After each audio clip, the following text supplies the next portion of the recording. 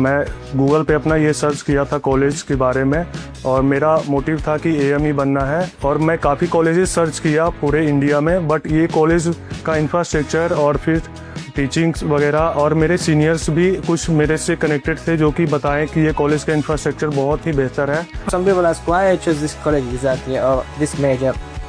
Actually, I love this college. It's simple. I'm a simple student. Everything here is so good, and the campus here is good. जी कमाई में Indira institute का बारे में देखो, अड़ा की फैकल्टी, अड़ा का प्रैक्टिकल आवर शेड्यूल पूरा सब कुछ ऑनलाइन देखो। और भी के बाद में मैं अठे जब कॉलेज विजिट कर पाना आयो तो बहुत बढ़िया लगी।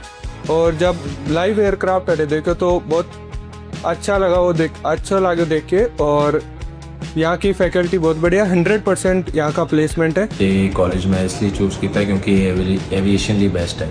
আমার কলেজের টিচার স্টাফ ফ্যাকাল্টি সব ভালো আছে।